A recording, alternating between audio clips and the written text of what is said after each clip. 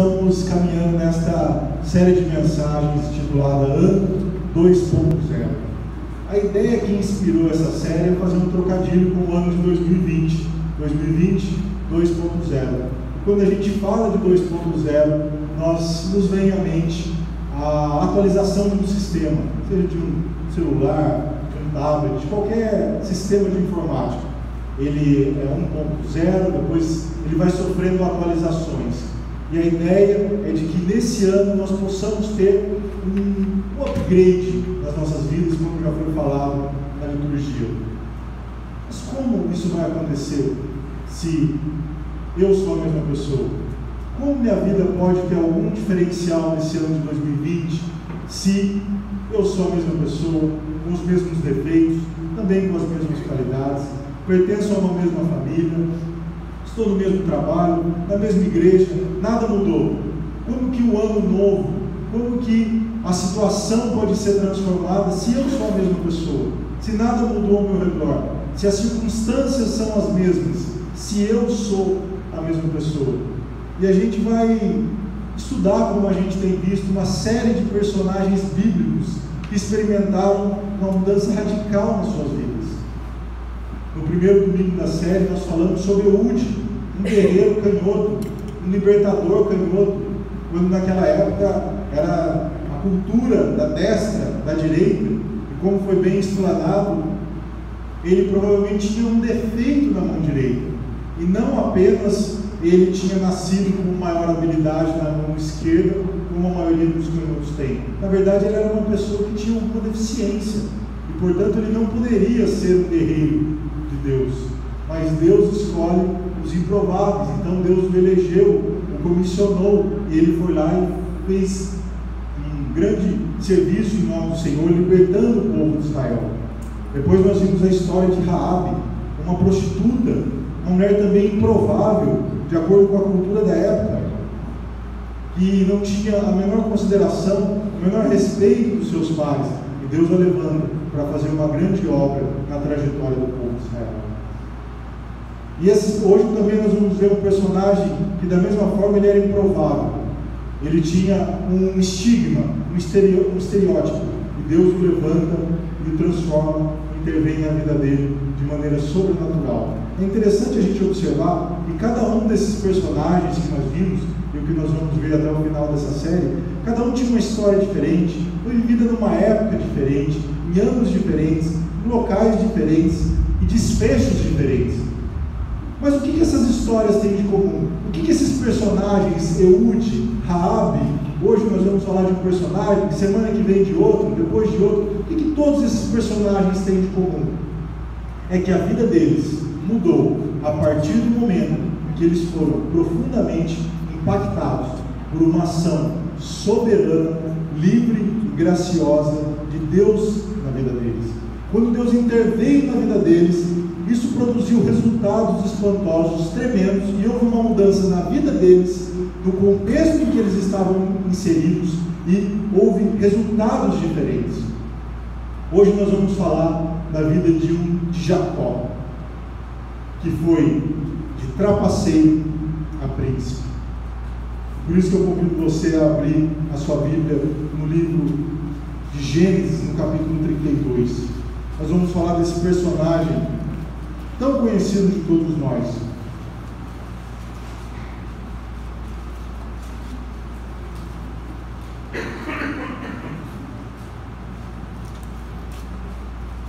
Gênesis, capítulo 32, a partir do versículo 22. Leremos do 22 ao 32. Gênesis 32, do 22 ao 32. Naquela mesma noite, Jacó se levantou e atravessou o rio Jaboque, levando consigo as suas 2 mulheres, as suas 2 concubinas e os seus 11 filhos. Depois que as pessoas passaram, Jacó fez com que também passasse tudo que era seu. Mas ele ficou para trás, sozinho. Aí veio um homem que lutou com ele até o dia amanhecer. Quando o homem viu que não podia vencer, deu um golpe na junta da coxa de Jacó, de modo que ela ficou fora do lugar. Então o homem disse: solte-me, pois já está amanhecendo. Não solto enquanto o Senhor não me abençoar, respondeu Jacó. Versículo 27. Aí o homem perguntou: como você se chama?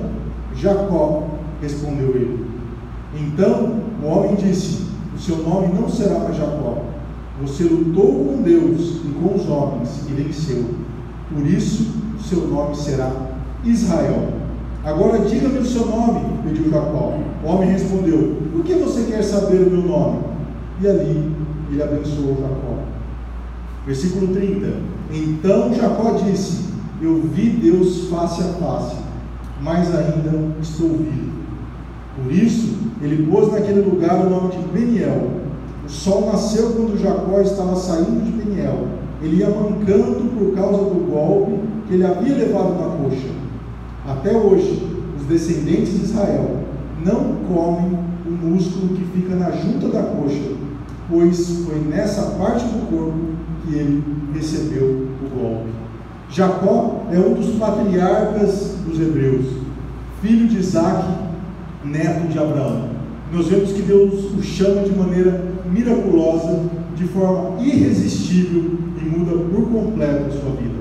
Ele não teve apenas um 2.0, ele não sofreu apenas uma atualização, ele sofreu uma verdadeira transformação.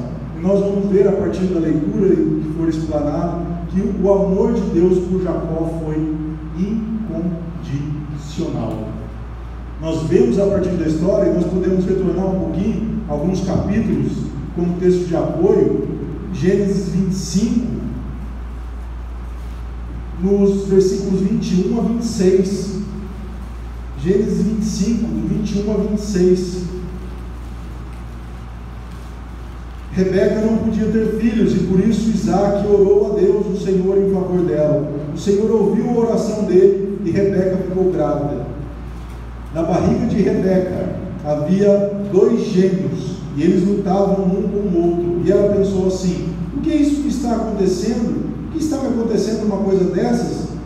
Então foi perguntar a Deus, o Senhor, e ele respondeu: no teu ventre há 2 nações, você dará à luz a 2 povos inimigos. Um será mais forte do que o outro, e o mais velho será dominado pelo mais moço. Chegou o tempo de Rebeca dar à luz, e ela teve 2 meninos. O primeiro nasceu e era vermelho e peludo, como um casaco de pele, por isso lhe deram o nome de Esaú. O segundo nasceu agarrando o calcanhar de Esaú com uma das mãos, e por isso lhe deram o nome de Jacó. Isaac tinha 60 anos quando Rebeca teve os gêmeos. 2 irmãos, gêmeos.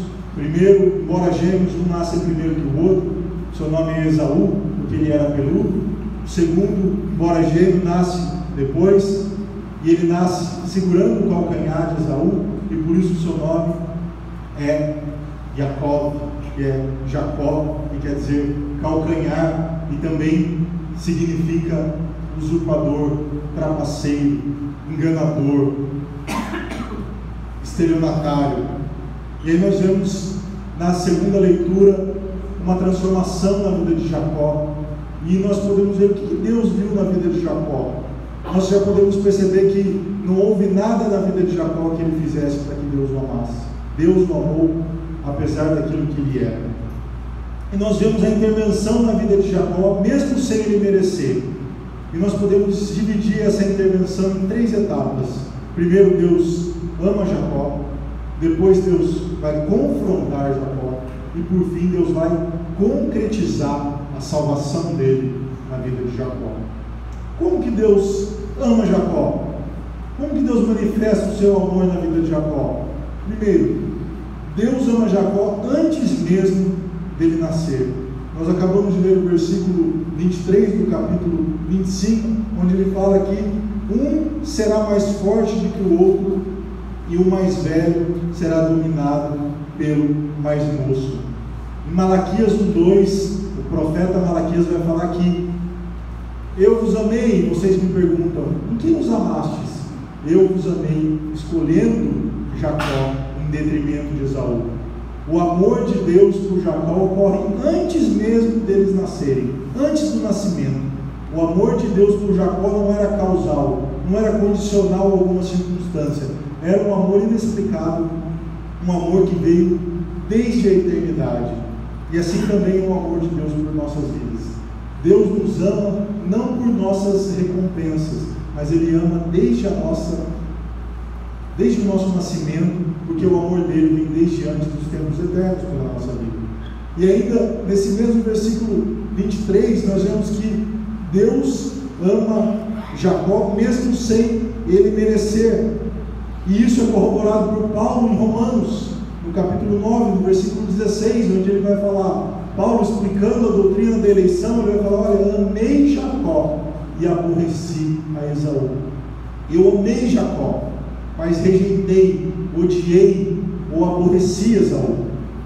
Mesmo sem ter feito nada para merecer, Jacó é amado. E Paulo vai falar: eu amei eles no ventre, antes que tivessem feito qualquer obra, antes que tivessem feito nada, seja bom ou ruim. Quer dizer, o amor que eu tenho por Jacó não está condicionado às suas atitudes, não é um sistema meritório. Jacó não foi recompensado pelas suas obras, não, eu simplesmente o amei, ainda no ventre, porque Deus é soberano. Claro que alguns tentam minimizar, às vezes por não entender, alcançar o entendimento necessário, eles querem descer o texto ao nível do nosso entendimento humano, dizendo que não, que Deus estava falando de nações, que Deus estava escolhendo uma nação em detrimento da outra. Mas a leitura de todo o capítulo 9 de Romanos e a leitura de toda a história desse personagem Jacó, que vai do versículo 25, do capítulo 25 até o capítulo 50 de Gênesis, talvez é o personagem que mais mereceu versículos em toda a literatura bíblica. A gente vai ver que Deus escolheu pessoalmente, individualmente. Deus elegeu Jacó sem ele merecer. Deus amou Jacó não porque ele tinha feito alguma coisa boa, mas apesar das coisas ruins que ele havia feito. Deus amou Jacó não pelas suas virtudes, mas apesar dos seus defeitos e apesar dos seus deméritos. E mais, Deus ama Jacó antes do seu nascimento. Deus ama Jacó sem ele merecer. E mais, Deus se revela a Jacó. No capítulo 28 de Gênesis, versículos 10 a 17, não precisa fazer a leitura, depois, se você quiser estudar com mais calma durante a semana, você faça a leitura em casa. Dos versículos 10 ao 17 do capítulo 28, nós veremos que Deus se revela a Jacó, ele aparece para Jacó, é uma revelação. Deus, ele ama e ele se revela, assim também é nas nossas vidas. Deus, ele está sempre se revelando para conosco, ele fala conosco, ele fala com os homens das mais diversas formas.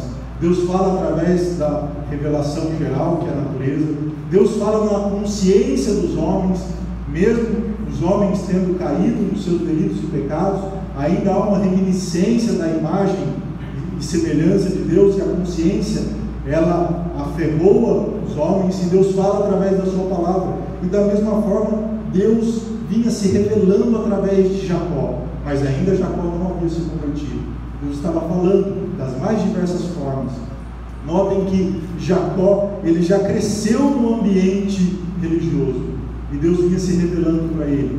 Ele sabia da aliança que Deus tinha feito com seu avô Abraão, ele sabia da aliança que Deus tinha feito com seu pai Isaac. Ele cresceu numa atmosfera religiosa, mas ainda assim ele não havia sido impactado de maneira cabal pela presença e pela ação de Deus. Mas Deus se revelava para ele. Deus se revelou para ele em Betel, antes da sua conversão. E Betel quer dizer a casa de Deus. Da mesma forma, Deus se revela com a gente. Deus fala conosco. Você está aqui hoje na casa de Deus, por assim dizer, nesse templo, na igreja. Deus está falando conosco.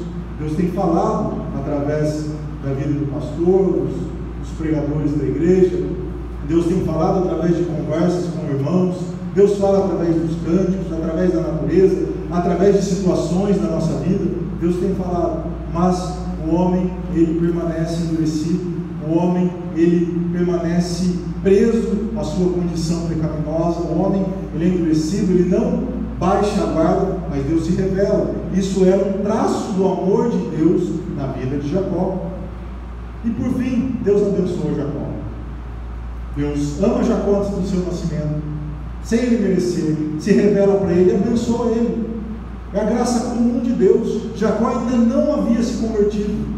Apesar de viver num ambiente religioso, ele ainda era considerado como alguém trapaceiro, alguém enganador, alguém que não fazia por merecer o amor de Deus. Deus abençoou Jacó, ele prospera. A Bíblia fala que ele era próspero, que ele era uma pessoa abençoada, ele tinha muitas riquezas, ele tinha uma família, ele tinha bens. Mas, apesar de tudo isso, Jacó tinha um sério problema. Esse nome com o qual ele nasceu, que era calcanhar, que vem da mesma radical da palavra enganador, trapaceiro, usurpador, ladrão.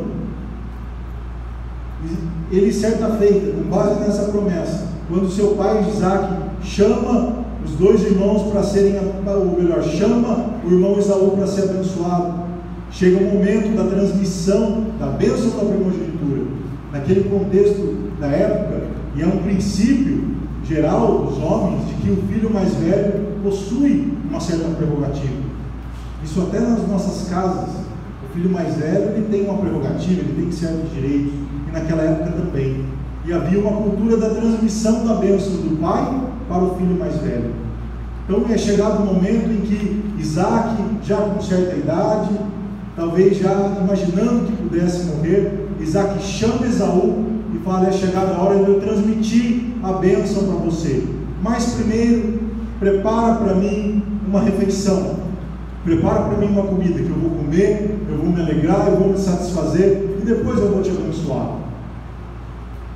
Então Esaú, que era um caçador exímio, ele sai para procurar um animal para que ele fosse fazer essa refeição para seu pai. Jacó, muito solerte, muito malandro, ouve isso, e com a tutela da sua mãe, a mãe preferia Jacó, enquanto que o pai gostava mais de Esaú. A mãe chama Jacó e fala: meu filho, é agora, você vai se vestir de Esaú, você vai preparar uma refeição, você vai servir seu pai, e depois seu pai vai te abençoar. Você vai pegar essa bênção da primogenitura, você não pode deixar escapar essa bênção. E Jacó faz conforme sua mãe determinou. Ele vai lá, coloca penugens no seu corpo, porque Esaú era peludo, ele coloca as roupas de Esaú para ficar com o cheiro dele, ele prepara uma comida, vai lá, traz para o seu pai come, chega na hora de abençoar, ele chama Jacó, que na verdade achando que era Esaú, fala: vem cá, Esaú, deixa eu ver se é você mesmo. E Jacó, meio preocupado, foi, e o pai, meio duvidoso, acabou sendo enganado por aquela situação. Jacó criou um ardil, Jacó criou uma cena, Jacó criou um artifício para enganar seu pai. Colocou a roupa do seu irmão, se fez parecer com o seu irmão Esaú, até o cheiro, preparou a comida, foi, e o pai acabou enganado, iludido, já com a visão prejudicada pela idade avançada. Então ele ora e abençoa Jacó, pensando que se trata de Esaú, e transmite, impetra nele aquela bênção da primogenitura. Então Jacó está abençoado. Mas essa não foi a primeira vez que Jacó trapaceou. Se a gente voltar um pouco, ele e o irmão dele, certa feita, estavam lá e Jacó preparou um ensopado de lentilhas, e Esaú chega com fome da caça, e Esaú, aquela coisa de irmãos, falou: dá um pouco aí, né? Quando tem um irmão comendo um lanche, o outro irmão chegou: dá um pouco do seu lanche aí, eu estou com fome. E Jacó preparou aquele ensopado de lentilhas, chega Esaú do campo, faminto, exaurido, aturdido de fome, falou: me dá um pouco desse ensopado. Jacó, muito esperto, viu nisso a oportunidade de tirar algum proveito, falou: eu te dou, mas me dá a sua bênção aí da primogenitura. Aí Esaú, também fazendo um pouco o caso da bênção, falou: de que me serve essa primogenitura? Eu estou com fome, o importante é eu encher minha barriga. Então, é sua então. Promete? Prometo. Nisso, Esaú vende a sua primogenitura, uma bênção toda especial, por um prato de lentilhas. Então são duas oportunidades em que Jacó usa a sua perspicácia, ele usa ali uma certa maldade, uma malícia para se completar, para se dar bem.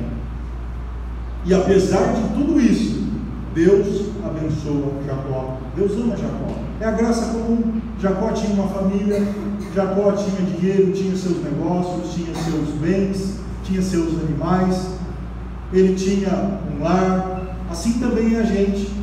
Nós temos a graça comum de Deus em nossas vidas. Os homens, todos os homens têm a graça comum, mas isso não é sinal da salvação de Deus na nossa vida. Talvez você está aqui como Jacó, num ambiente religioso. Você já cresceu também, seus pais são evangélicos, você está aqui na igreja, você tem um trabalho bom, uma família abençoada, bonita, você está recebendo as bênçãos comuns, ordinárias a todos os homens, e você está achando que isso é o sinal da salvação de Deus na sua vida. Mas não. Jacó tinha tudo isso, e aliás era um dos homens mais ricos do seu tempo, e Deus ainda não havia o alcançado com a sua graça. Deus ainda não havia impactado Jacó. Jacó ainda era um usurpador, ele não tinha se convertido. Esse é o amor de Deus por Jacó. Mas quem ama, confronta. Quem ama, fala a verdade. E ainda que fale a verdade como uma flecha imbuída no mel e não no fel, porque nós podemos falar a verdade de maneira branda, de maneira amorosa. E é assim que Deus trata com Jacó. Como Deus ama Jacó, Deus não ia deixar Jacó nesse caminho de erro, que ele continuasse a sua trajetória errante. Então Deus começa a confrontar Jacó. Se Deus ama, Deus confronta para poder salvar. Olha só, muita gente pensa que a doutrina da eleição, eu estou eleito, então eu vou viver de maneira relaxada, vou viver relaxadamente, estou eleito mesmo. Não, o Deus que ama, o Deus que elege, Ele vai te salvar, mas para isso nós vamos ter que nos arrepender, nós vamos ter que nos converter, e para que isso aconteça, Deus vai nos confrontar. E mesmo assim, nós vemos que apesar do confronto e da salvação que nós vamos ver na vida de Jacó, ele sofreu diversas consequências na vida dele, diversas. Por exemplo, mais para frente, a gente sabe da história, Labão enganou Jacó, explorando ele para ele casar com Lia. Jacó foi enganado. E de certa forma ele sofreu as consequências daquele estilo de vida pecaminoso dele. Ocorre que a justiça de Deus às vezes ela é lenta, ela vem diluída e de forma quase imperceptível. E ele casa com Lia. Lia, qual que era a principal característica de Lia? Ela tinha os olhos caídos. Jacó enganou seu pai por uma deficiência visual, e Lia tinha os olhos caídos. Olha só como de forma até irônica Deus começa a tratar com Jacó. Deus usa de ironias com ele. Fala: Jacó, agora você vai casar também com uma mulher que tem os olhos caídos. E mais, Jacó amava Raquel, não Lia, mas ele queria casar com Raquel e acabou casando com Lia. O que Labão fala? Não, primeiro você tem que casar com a mais velha, por causa da primogenitura. A própria regra que Jacó burlou, Labão, que também não era flor que se cheira, acaba dando uma lição nele. Fala: primeiro você casa com Lia, depois casa com Raquel. Então a vida, a providência divina começa a trazer algumas consequências. O fato de Deus nos amar, o fato de Deus nos amar desde os tempos eternos, dele nos salvar, da salvação ser algo, uma bênção imperdível e irrevogável. Isso não quer dizer que nós não vamos sofrer as consequências dos nossos atos e dos nossos pecados. Jacó amava Raquel, mas porque ela era a mais bela, e Lia não tinha beleza. Mas quem que Deus usa para trazer o sacerdócio levítico e a genealogia de Judá até Cristo? Lia. Aquela lá, como o Max disse na liturgia, Deus pega aqueles que não são, para que ele seja glorificado. Então ele usa Lia. Mais uma vez, Jacó leva uma rasteira. Depois a sua filha Diná é violentamente abusada, sofre um estupro, um abuso sexual. Mais uma tragédia na vida de Jacó. Raquel morre durante o trabalho de parto. Outra decepção, frustração na vida de Jacó. O seu filho José é vendido como escravo. E lembra quando os irmãos de José vieram para Jacó e falaram: olha aqui a roupa dele, ele morreu por um animal.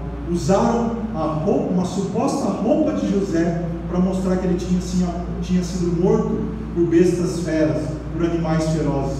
A mesma roupa que Jacó usou para enganar seu pai, se vestindo de Esaú. Depois, lá na frente, ele foi enganado pelos seus filhos, que pegaram a roupa, passaram sangue lá de animal e trouxeram para Jacó. Ele acreditou que José estava morto. De forma um tanto quanto irônica, por assim dizer, com uma pitada de ironia, a providência divina vai ensinando Jacó e trazendo consequências dos seus atos. Mas agora Deus começa a confrontar essa pessoa que ele ama. E primeiro ele confronta através da consciência, como nós vemos nos versículos 10 e 11 do capítulo 32, não precisa ler. A gente viu que ele estava no vale de Jaboque, ele estava ali num rio para atravessar esse rio e ia se encontrar com seu irmão. Depois que ele deu o golpe no irmão e pegou a primogenitura, ele sumiu do mapa. E se passaram 20 anos, agora era o momento em que ele ia se encontrar. Passaram-se 20 anos e a consciência de Jacó ainda o acusava. O tempo não é suficiente para curar as nossas feridas se Deus não operar perdão e restauração nas nossas vidas. Então a consciência dele, por ter mentido para o pai, por ter enganado o irmão, ainda está latejando. A consciência de Jacó latejava. Ele sabia que tinha algo errado na vida dele, ele precisava resolver aquilo. Ele estava naquela encruzilhada, Deus confrontando ele com a sua consciência, nos versículos 10 e 11. Ele estava com medo de enfrentar o seu irmão Esaú. Esaú estava fervendo de raiva, ele queria matar Jacó. Esaú não tinha engolido aquela história de ter sido ludibriado e perdido a bênção da primogenitura. Então, naquele momento tão crucial, Deus confronta ele com a sua consciência. E mais, Deus confronta ele literalmente, partindo para a iniciativa de uma luta. Olha o versículo 24 do capítulo 32.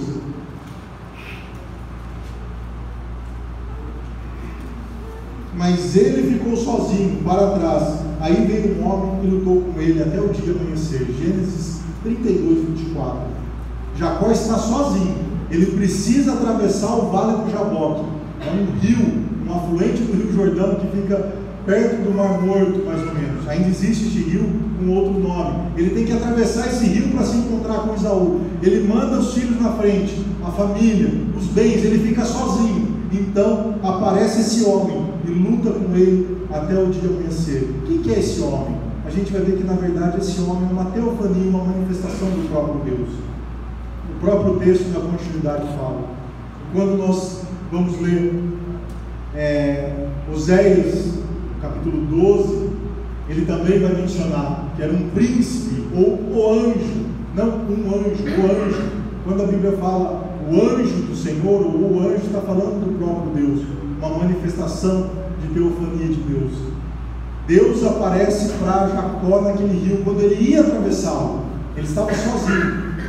E naquela época, é interessante a gente notar que havia uma crença de muitas histórias de travessias de rio. Na cultura oriental, no mundo antigo, havia uma crença que toda vez que você ia atravessar um rio, havia espíritos que queriam matar as pessoas que iam atravessar aquele rio. Então era necessário você trazer oferendas e holocaustos para aqueles espíritos, para que eles deixassem você atravessar em paz. Era uma cultura do mundo antigo e uma cultura presente até no Novo Testamento. Tanto que os discípulos, quando Jesus caminha sobre o mar da Galileia, no alto da madrugada, eles dizem: é um fantasma. Esse folclore, essa mitologia da cultura judaica, presente em Gênesis, depois, 2000 anos à frente do tempo de Cristo, ainda perdurava. E olha só que interessante, Deus aparece nessa forma humana, ele aparece para Jacó quando Jacó estava sozinho.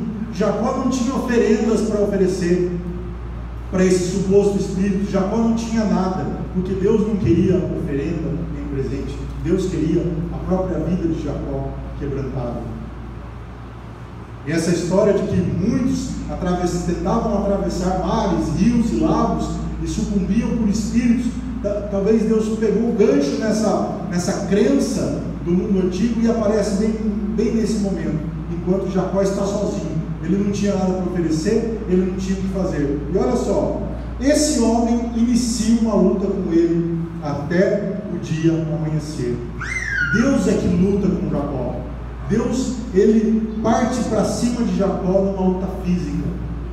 E assim, isso simboliza a luta que Deus tem com o homem caído para trazê-lo. Deus, ele luta conosco. Deus, ele entra em litígio conosco. Ele nos insta, ele vai nos arguir, nos interpela, para que nós venhamos nos quebrantar, para que nós venhamos nos render, mas a dureza do nosso coração não permite. O fato de nós sermos mortos em nossos delitos e pecados, inimigos de Deus, filhos da ira por natureza, o fato de nós estarmos sob a influência dos espíritos, da potestade do mal, isso aí nos escraviza. Nós somos escravos, e mesmo assim Deus luta com o homem, Ele contende com o homem, buscando trazer o homem. Isso significa que a iniciativa da salvação é de Deus. É Deus que vai buscar Jacó. O mesmo Ele não fez com Esaú. Deus vai até Jacó e começa a lutar com ele, simbolizando uma luta física, uma luta exaustiva, que dura toda a madrugada. E ele luta, e Jacó resiste. A gente vê um pouquinho para trás que Jacó era um homem forte fisicamente. A gente vê nos episódios anteriores. Jacó usa da sua força, era um homem inteligente, ele usa e vai, ele resiste esse homem. Notem que Deus lutou, Deus desceu no nível e lutou de homem para homem. Claro que Jacó não era maior do que Deus e não conseguiu vencer Deus. Deus é que se fez na forma humana e lutou com Jacó, e instou, brigou com Jacó, e Jacó não havia meio de se render, ele não vencia. Aí Deus não desiste de Jacó. Olha só, os versículos 24 e 25 vai falar que Deus luta com Jacó até o dia amanhecer. Isso quer dizer o quê? Que Deus vai até o fim. Quando alguém é eleito de Deus, Deus vai até o fim. Deus não desiste. Deus lutou até a última hora da noite. Algumas pessoas ouvem o Evangelho e já acabam se rendendo facilmente. Nós falamos aqui alguns meses atrás sobre Lídia. Assim que ela ouviu a pregação de Cristo, ela se rendeu ao Evangelho. Primeira vez que ela ouviu Paulo pregar na cidade de Filipos. Outros, talvez ouvem de Jesus, caminham com Jesus.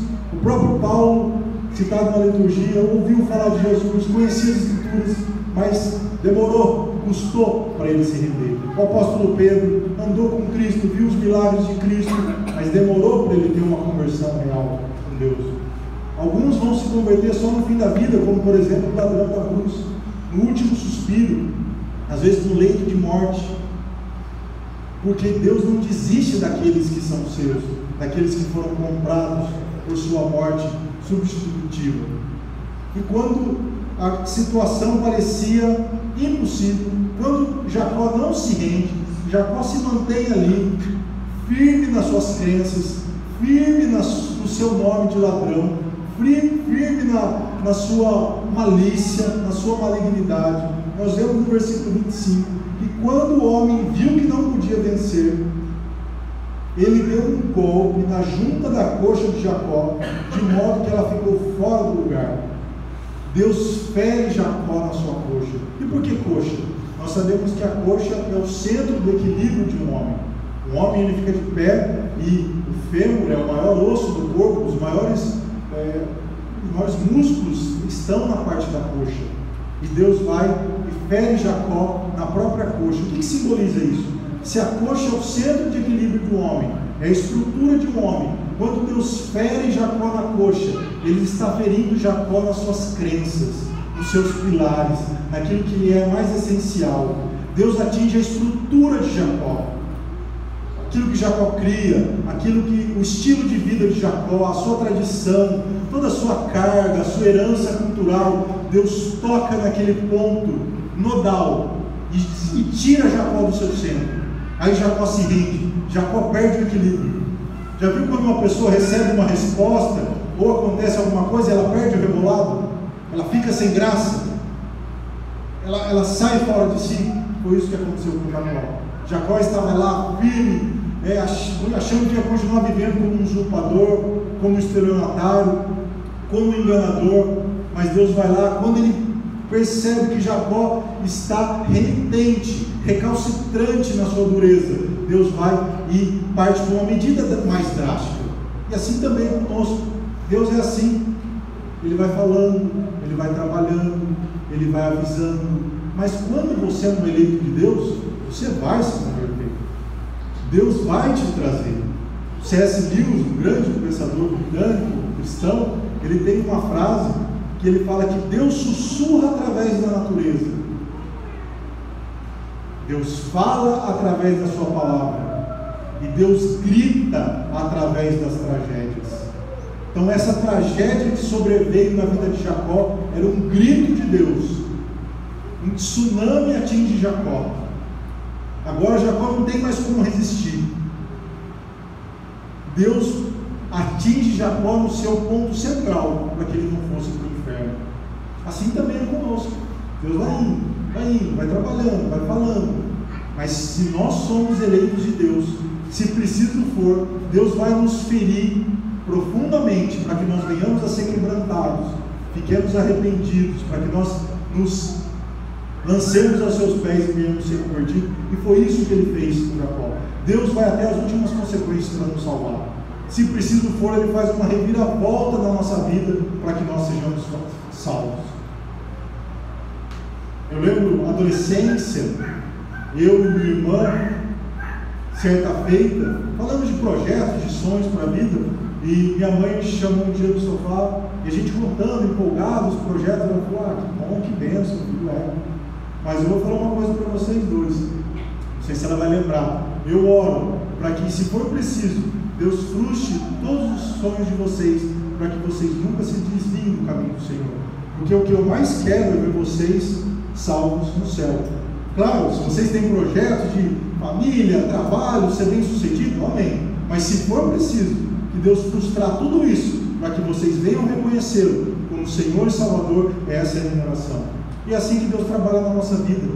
Ele vai puxando um tapete nosso aqui, outro acolá, tropeça aqui, quebra a cara ali, parecem coincidências, mas na verdade é a providência divina, é a boa mão de Deus conduzindo as circunstâncias da vida daquele que é eleito, para que ele realmente venha falar, eu não posso viver longe de Deus, eu não posso viver sem me render aos pés do Salvador. Então Deus, ele usa essa medida drástica. Ele foi gradativamente, paulatinamente, ele foi falando com Jacó, falando na consciência, e foi lutando. Quando Deus viu que não tinha mais jeito, ele usa esse golpe fatal, em que ele tira Jacó do seu centro de equilíbrio. Jacó, ele fica sem os seus princípios, tudo aquilo que Jacó acreditava, tudo aquilo que ele vivia, tudo aquilo que onde ele amparava a sua vida, onde ele lastreava a sua conduta, agora acabou, e Jacó, ele acaba se rendendo aos pés do Senhor. Notem que é muito diferente. Quando um ímpio, acontece alguma coisa de ruim na vida do ímpio, ele endurece ainda mais, ele até blasfema contra Deus. Oh, Deus não está vendo minha vida, Deus não está vendo. Agora, quando é um eleito de Deus e alguma coisa acontece, acende uma luzinha na consciência desse eleito, e ele passa a ponderar com a ação do Espírito Santo.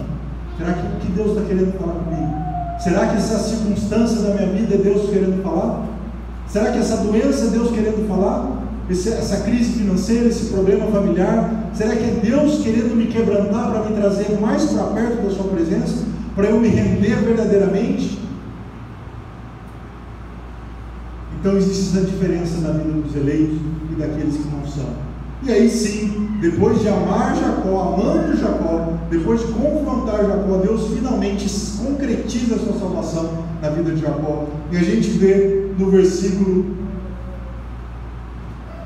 26 que Jacó, ele se implora, ele vai clamar, ele vai grudar na perna desse homem, ele não vai deixar esse homem embora, ele quer a bênção de Deus, ele chora agora. E a gente vai ver Oséias 12:4, justamente isso. Eu vou fazer a leitura.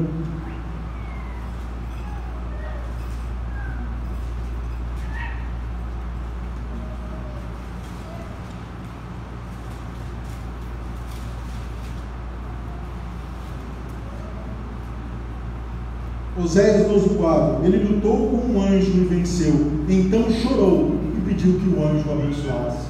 Aquele Jacó que lutou a noite inteira, que não se rendia, agora ele chora, ele cai em lágrimas, ele se derrama em prantos, passa a chorar copiosamente, agarra esse anjo e fala: eu não te solto enquanto não me abençoar. Ele chora porque a graça de Deus é irresistível na vida daqueles que são seus. Ele não pôde mais resistir à graça do Senhor.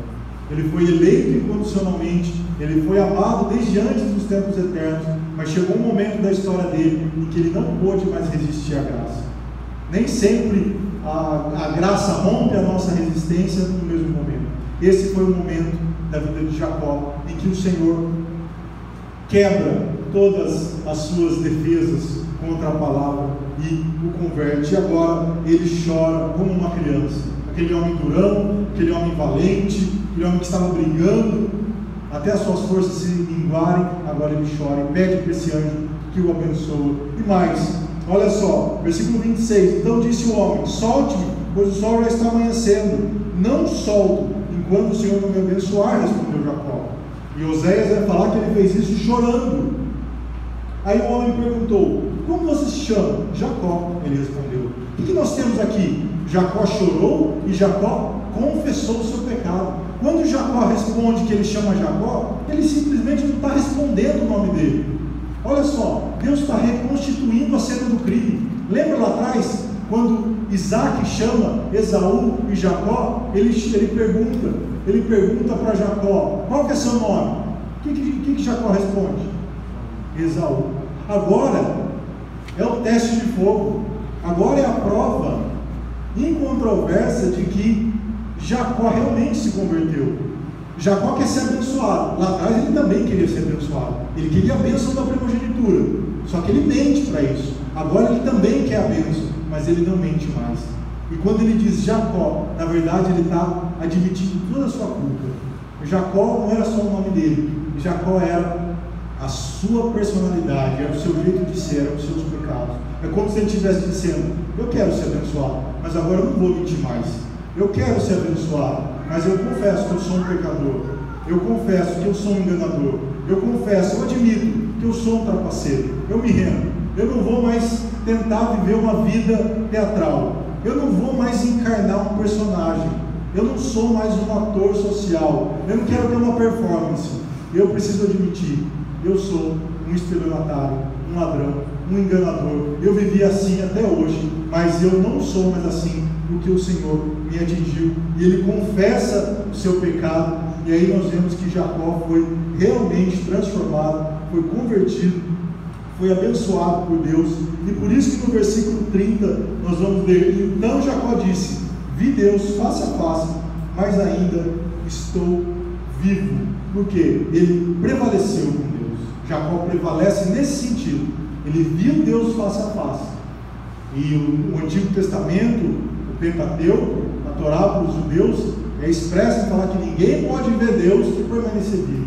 E Jacó fala: eu prevaleci, quer dizer, eu fui abençoado, eu fui bem-aventurado, porque eu vi Deus face a face e eu estou vivo. E ele põe o nome daquele lugar de Peniel. Jacó chora, confessa o seu pecado e ele prevalece. Ele é bem-aventurado, ele vê Deus face a face e ele acaba prevalecendo. Como prevalecendo? Se ele chorou, foi envergonhado, ele foi tocado na sua junta, foi desconjuntado, passou a ser um homem manco dali para frente, como que ele prevaleceu?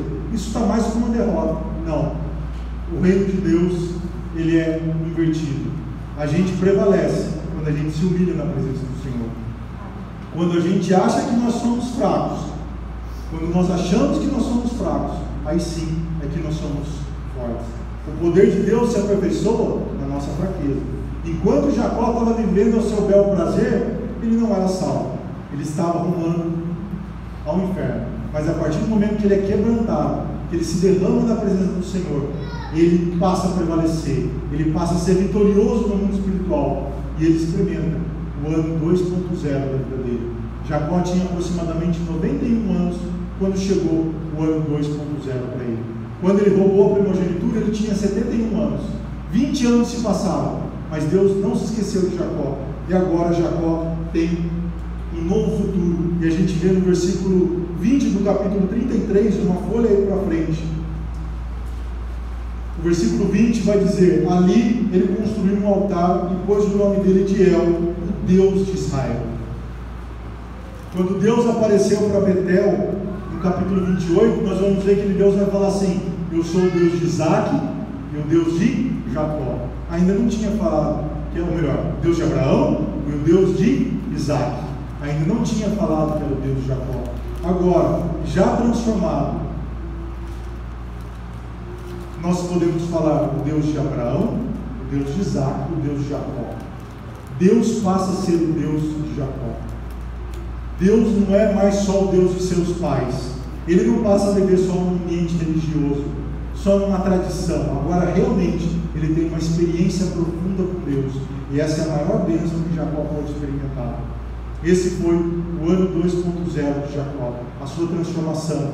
E ele tem o seu nome mudado. Ele passa a se chamar Israel, que é aquele com quem Deus luta. E até hoje, esse nome é lembrado, é a nação de Israel, e o Israel espiritual que somos nós, a igreja.